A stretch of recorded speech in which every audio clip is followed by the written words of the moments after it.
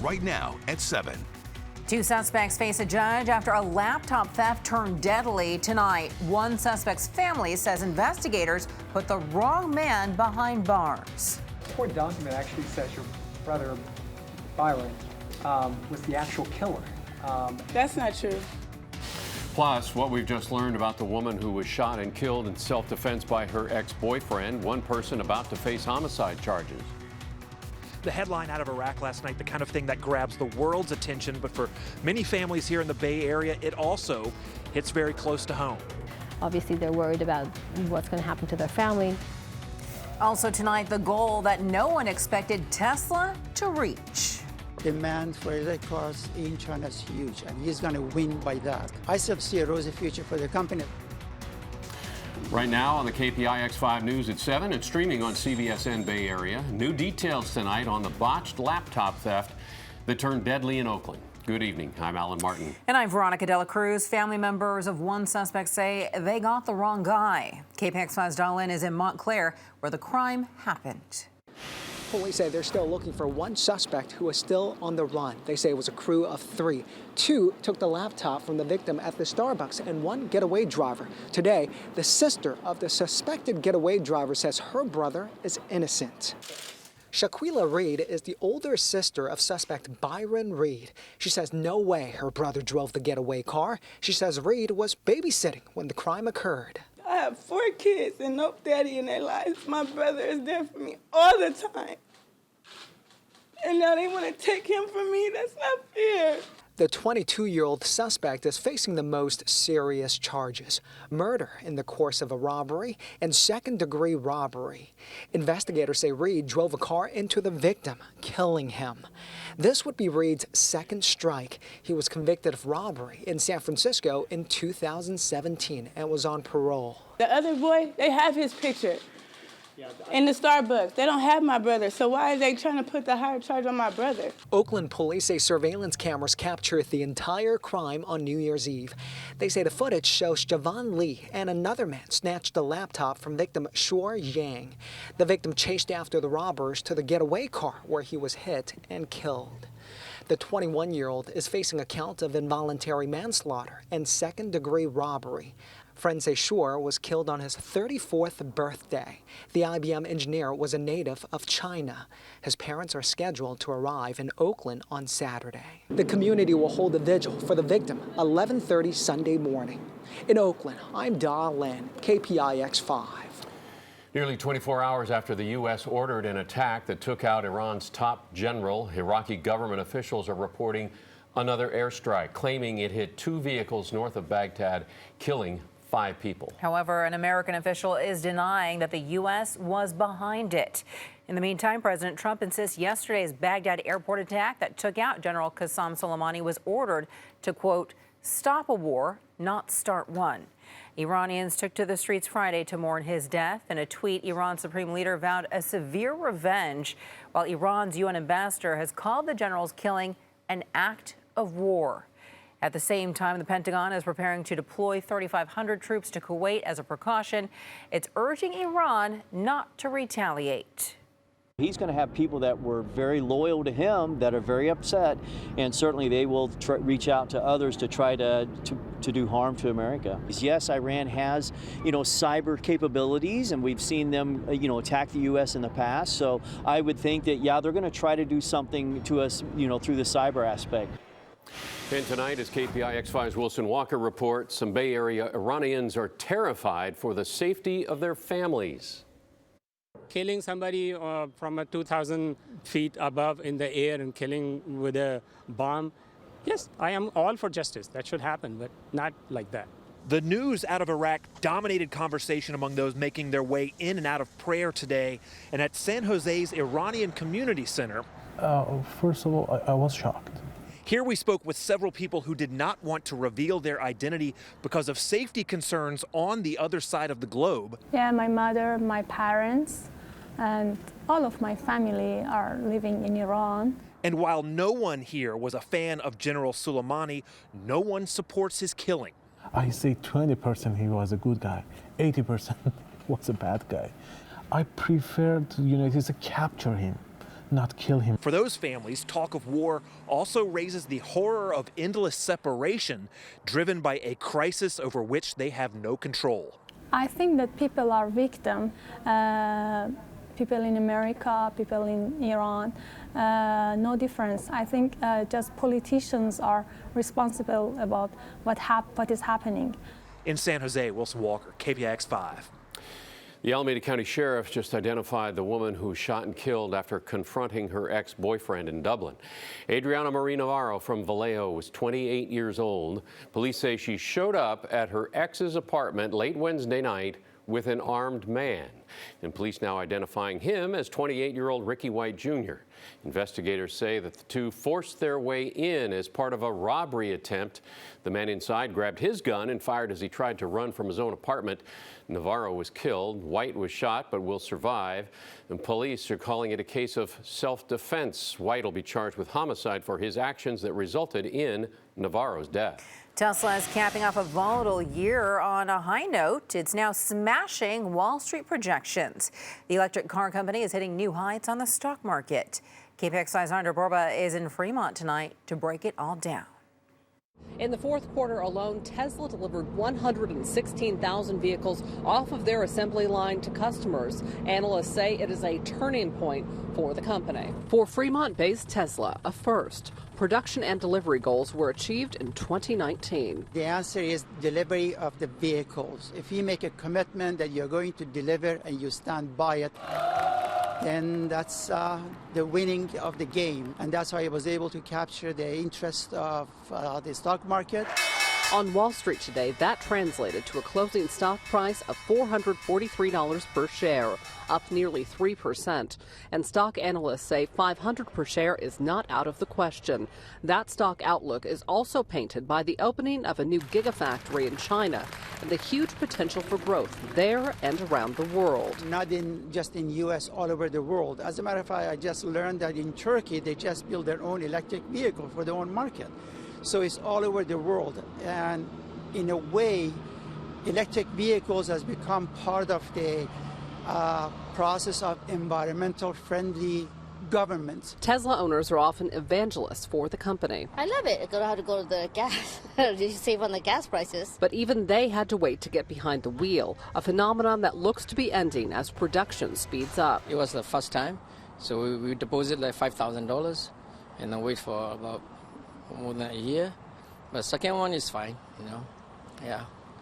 It did deliver on time. All these things, Dr. Beres says, are good omens for a company often plagued by bad headlines and occasionally questionable behavior by Musk. I still see a rosy future for the company. Of course, in business, it's not what have you done, but what are you going to do? Analysts say they expect Tesla to turn 468,000 cars off of their assembly line this year in 2020. That will push the company's valuation to somewhere over $80 billion. In Fremont, Andrea Borba, KPIX-5. Up next, a woman's terrifying screams for help caught on a home surveillance camera. Plus, no worse day than Christmas to steal from someone, and then you steal from a military family, no less. But it wasn't just one. A suspect is accused of ripping off 3 military families for almost everything they own. So how did he do it? plus the 49ers back on the practice field. Star Richard Sherman tells us what it's like partying late night with Jimmy G. He's going to be there. He's not going to be like, oh man, I'll show up for a second. He'll stay until the thing closes. And why a world-famous Bay Area surf contest could get a new lease on life.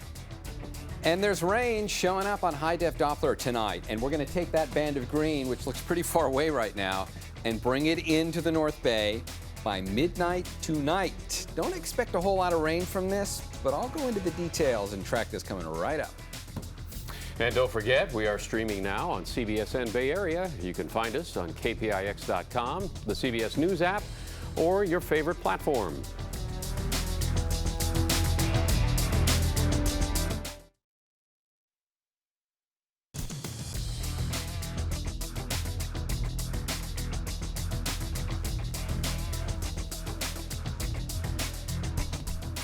A woman's cry for help alerts several people in this Fairfield neighborhood. And it was all captured on a Ring surveillance camera.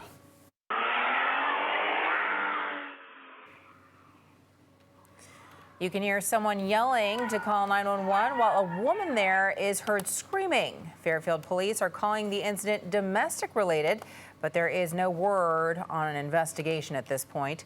Similar domestic violence incident captured on a Ring camera in Vegas.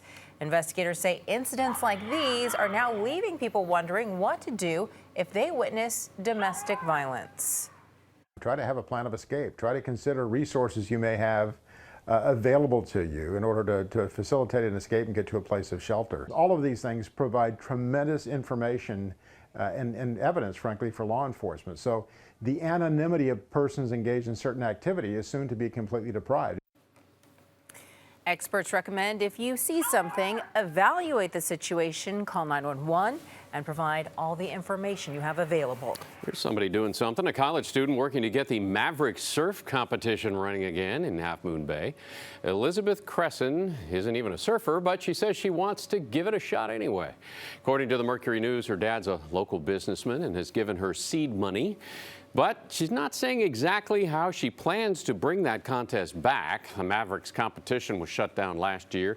Actually, hadn't been held since 2016 because the waves weren't just right, and they have to be just right. But they have been recently, right? We've seen some pretty big monster waves out there. Over the last 3 days. Yeah. I don't know if they would have been Mavericks big, but that's the thing about Mavericks is it was always cool. You never knew when it was coming, and then on a moment's notice, the whole surfing community converged down there. I hope she's successful in bringing it It'd be back. cool, yeah. We got some rain coming in. It's not a lot, but it's going to get here once we get past midnight and into early tomorrow morning. Don't count on big totals, but I want to show you what it looks like on high-def Doppler. You see that splotch of green out there? That's it. Let's put it into the last 3 hours, and you can see there's a band of rain way off the far northwest coast. The forecast models see it much better right now than high-def Doppler is able to read it because it's a little too far out off the coast. But it's not going to take long for this to work its way on shore. And by the time we've gotten into midnight, 1 o'clock tomorrow morning, there's the rain coming right into the far northwest corner of Sonoma. We'll play that through in more detail here because I want you to see how this is going to play out in terms of tomorrow morning. I don't want you to think that we're going to have a major rain event. 68 degrees in San Jose today, by the way. Those temperatures are not going to be able to stay that warm tomorrow, but let's get back into the timing on this rain. We're going to begin right where we left off just a second ago. So that says 1 a.m. right there, and that's where we start. But by the time we've gotten to 5, 6 o'clock in the morning, the showers are starting to break up.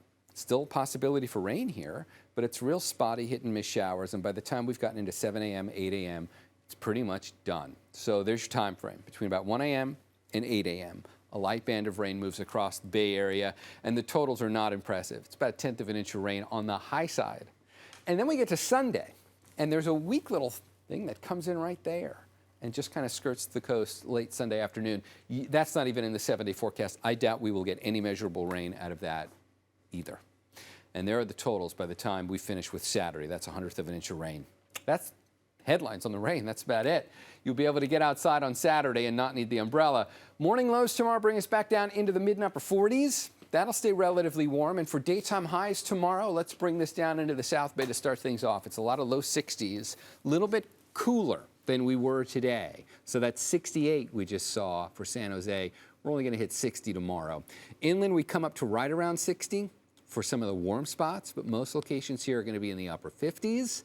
Similar story for Marin. There's 58 for San Rafael. Kentfield goes to 59. And then as you start to get up towards Ukiah, 55 degrees for the daytime high tomorrow. 7-day forecast shows us a lot more of that until we get to Friday. And then the next weak little system gets here, but that one doesn't look impressive either. Maybe a chance for a few light showers on Friday, but let's give that one a little more time to play out. We'll get a lot more on the details for that one as we get closer to Friday. All right, guys, back over to you. All right, Darren, thank you.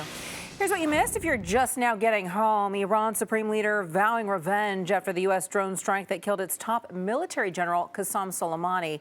President Trump says he is ready and prepared to take action if Americans are threatened. And the U.S. is sending more than 3,000 troops to the Middle East. Today, the president explained why he ordered the Baghdad airstrike, saying it wasn't an act of war. Soleimani was plotting imminent and sinister attacks on American diplomats and military personnel, but we caught him in the act and terminated him. Tonight, the Senate is moving on to other business as the standoff continues over an impeachment trial against President Trump. House Speaker Nancy Pelosi still says she won't hand over the articles of impeachment to the Senate until she can be assured a fair trial. Earlier, Senate Leader Mitch McConnell called that idea a fantasy.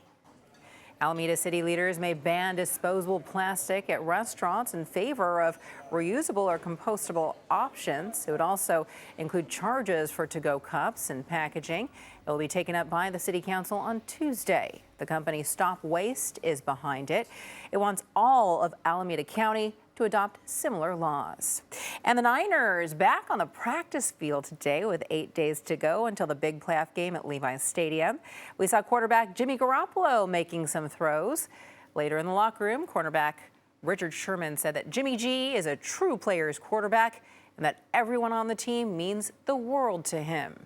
Sherman says he shows it off the field. If there's a Christmas event, you know, he's not too big for it. If we're throwing a Halloween little deal at a bar and the whole team's coming, then he's going to be there. He's not going to be like, oh man, I'll show up for a second. He'll stay until the thing closes, you know, and he'll have conversations with everybody. He's not too big for any one of his teammates. Remember to stay with KPIX-5 and our streaming platform CBSN Bay Area for continuing coverage of the 49ers postseason. Alan? All right, Veronica, up next, the factors leading to a big drop in riders on the Bay Area's newest rail line. There's so many gaps in the system that people like the tourists aren't finding it maybe user-friendly. Household items, microwaves, clothing, TVs, kids' toys. 3 military families have nearly everything they own stolen, and now police are saying the whole thing was an inside job. Then later, how much would you pay for this beauty? The price tag left us speechless. And Kickstart 2020 with KPIX-5. All next week, we're sharing tips that will help you save money, get healthy, plan your getaway, and discover how to live a simpler, happier life. New advice for a new decade. It begins Monday morning at 4:30 right here on KPIX-5.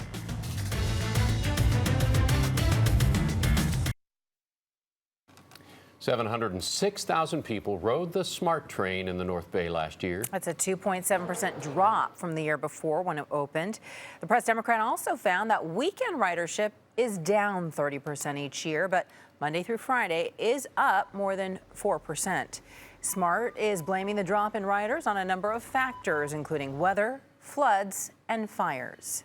We're happy that we're seeing this trend upward on the weekday. On the weekend, there's so many gaps in the system that people like the tourists aren't finding it maybe user-friendly. So we can definitely improve on the weekend. Yeah, this next story, just awful. A Central Valley man's in jail tonight for stealing more than $100,000 worth of items from 3 active military families. Now, to make matters worse, police say this was an inside job. 36-year-old Michael Forward is accused of stealing a massive moving truck that the 3 families were using together on Christmas Day in Stockton. They say 90% of the stuff inside that truck was later found in Forward's home in Livingston. Turns out he's an independent contractor for the moving company that the families had hired. No worse day than Christmas to steal from someone, and then you steal from a military family, no less. Household items, microwaves, clothing, TVs, kids' toys. Mr. Forward faces multiple felonies, and investigators now working to see if he acted alone and if he might have done this to any other victims.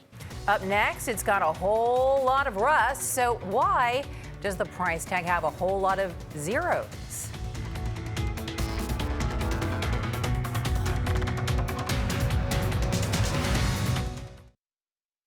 Well, it's what some are calling a diamond in the rough. Judge for yourself. This car may look like a rusted out piece of junk, while collectors are saying not so fast. You know, back when it was new, the 1961 Mercedes-Benz 300 SL Roadster was worth about $5,000. But this one just sold as is, forget this, $800,000. You put some money into it, you restore it, and it could be worth well over $1 million. So that's the reason that it's got such a demand for it. They're so hard to come across, and even you know, rough like this, it doesn't matter. Sweet. The new owner's in Switzerland, but their plans for this car are unclear. Thanks for watching at 7. The news continues streaming on CBS Bay Area. Back at 11 o'clock. Have a good night.